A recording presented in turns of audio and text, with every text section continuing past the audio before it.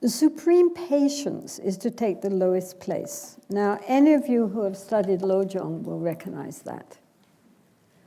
The Lojong practices, the mind training practices, which were studied by a teacher in Indonesia and then brought back to India and especially incorporated into Tibet, is a whole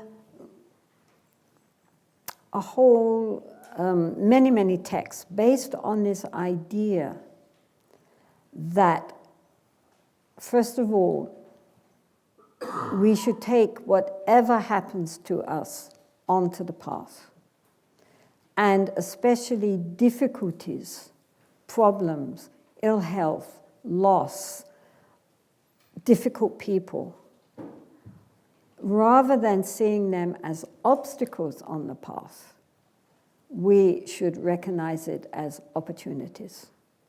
This is not some New Age thing. This was coming right from the Buddha and especially emphasized by Tisha, that our obstacles are our opportunities for spiritual progress. Many qualities which we need on the spiritual path, and especially patience, can only be developed in the face of difficulties. Difficult circumstances, difficult people. So one of the teachings is that of making ourselves the least important. But this has to be understood.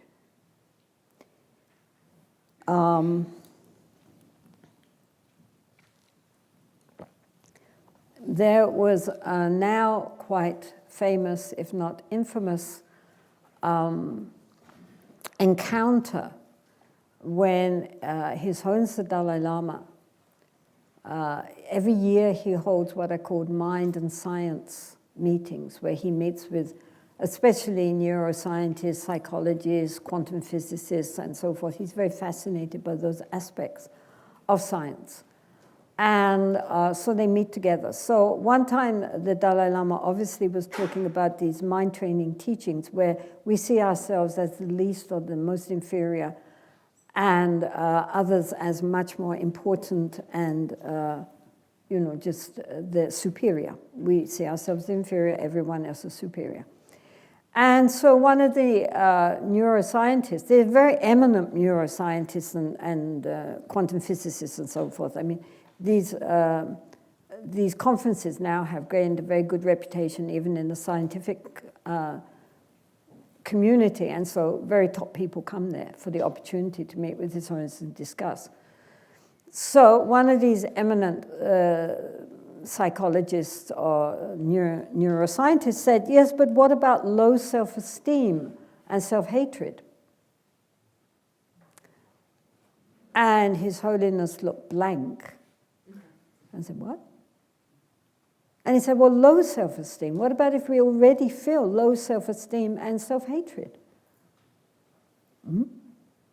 So he asked his translator, what's he talking about? And his translator tried to translate that into Tibetan, for which there is no word for low self-esteem. And then His Holiness thought. He said, I think very rare, very rare. And then the psychiatrist turned to his eminent colleagues and says, whoever suffers from low self-esteem and self-hatred? And everybody raised their hand. And for His Holiness, this was a huge revelation. Because Tibetans, on the whole and generally speaking, not nowadays, but the old Tibetans who came from Tibet, they had a very good sense of self-worth. They didn't feel low self-esteem and self-hatred. They liked themselves. It was one of the reasons why, as refugees, they did so well. I mean, among refugee groups, the people who weren't used to working with refugee groups had never met anything quite like the Tibetans. Because despite the fact that everything in their own country had just been destroyed, everything they held dear had been trashed, And they had had sometimes months trying to get out because, of course, you know, the terrain, and they had to walk at night. They couldn't go during the day because there would be surveillance planes and helicopters trying to find them and shoot them.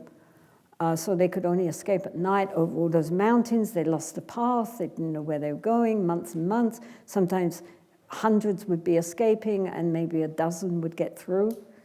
They'd seen all this happening before their eyes, but still they had that inner strength and confidence and a kind of, you know, they were very, I mean, I saw them at the very beginning when they, you know, they'd only been out very few years.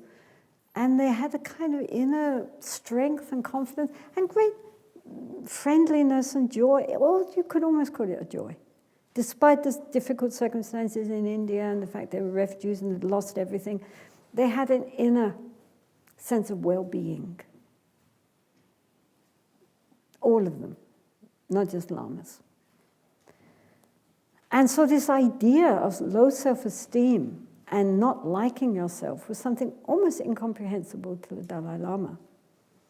And so this lojong, this mind training, is based on the fact that you especially, I mean, it was taught by, you know, a very eminent Lama sitting up on his throne, you know, two eminent lamas sitting up on their lower thrones. So, of course, you know, the idea of putting yourself last was revolutionary when they're all treated like, you know, princes. And so it was very good for them. They, you know, well, think of yourself as least important. Wow, that's a new idea. I could give that a go, you know.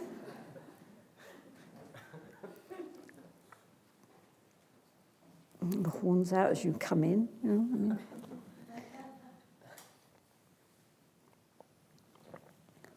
So how is this valid for ourselves? I think the actual word is often that we see ourselves as inferior. That doesn't help if you already feel inferior. It just creates more sense of worthlessness and plugs in already to this critical inner voice which is always trying to put us down. This doesn't help at all. But what it does mean, I think, and how it can be very helpful, is that even people with low self-esteem, especially people with low self-esteem, are always thinking about themselves.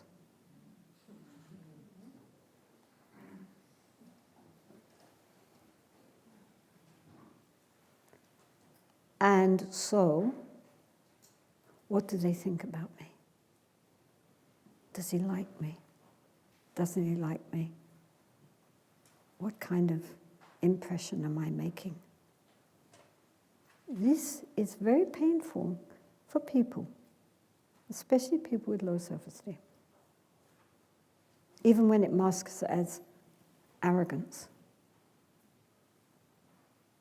It's very interesting that you Americans are considered by the rest of the world to embody confidence. And, you know, you're always, with all due respect, going around the world telling everybody else how things should be done. And so the mark of an American is almost a brashness, is this total confidence, this glamour mask.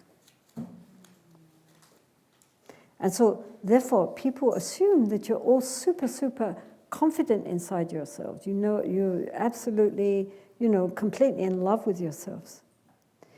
The Dalai Lama's translator, Geshe Tupten Chimpa, is a very brilliant man. He's not only extraordinarily intelligent, but he's very compassionate, lovely being.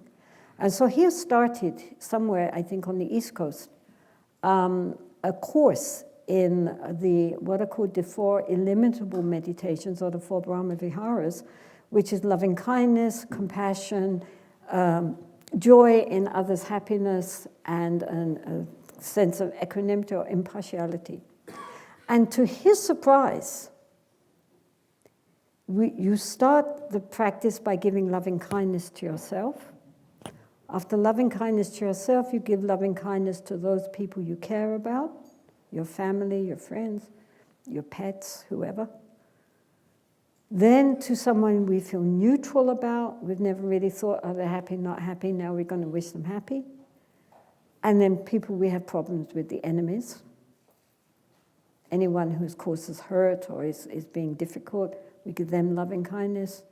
Then spreading it out throughout the world, starting in your region, your village, then the rest of America, then going forward until the whole world is filled with loving kindness.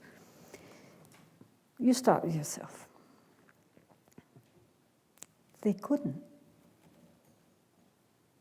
And so Thupten Jinpa was so surprised that all these super confident, professionals could not send love to themselves. They didn't know how to. So he had to change the order and say, okay, start with somebody you love. Your partner, your children, your parents, your friends, as I say, your pet dog, whatever you love. Imagine that being happy. How wonderful if they could be happy and free from suffering. Wouldn't that be lovely? And when that feeling of warmth, of how wonderful, imagining them totally happy and free from all suffering. When that feeling of warmth towards that being arises, then turn that back to yourself. That's how he had to teach them. He couldn't believe that these so confident Americans could have such low self-esteem when you took off the mask that they were presenting to the world. So therefore, I think when it says seeing ourselves as the lowest of the low, what we need to do is not to see ourselves as the lowest of the low, but when we are with others, that at that moment they are the most important. They're the most interesting. I'm not important, I know me. This other person, now that is the one who I'm going to give my attention to. And is at this moment, because this is the person I'm in front of, that at that moment is the most important person in the world. And I'm going to give them all my attention and the wish that they should be well and happy and free from suffering. Then that leaves us out the picture, which is what he's trying to say. So the ultimate patience is this desire, stepping out the picture. We're not, the other person is what it matters. And their well-being, their happiness, no matter what they are.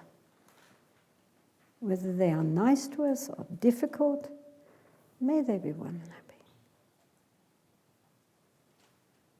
So everybody we meet wishes for happiness and doesn't want to suffer. However difficult they may be, ultimately they want to be happy and not suffer. So wish them. In our heart, we can, when we meet somebody, just wish, may you be well and happy. And this, putting ourselves out the way, don't worry about high or low, just putting ourselves out the way and concentrating our attention on the other person. He claims as being the supreme patience, the supreme tolerance and forbearance is giving the spotlight to the other person with a good heart.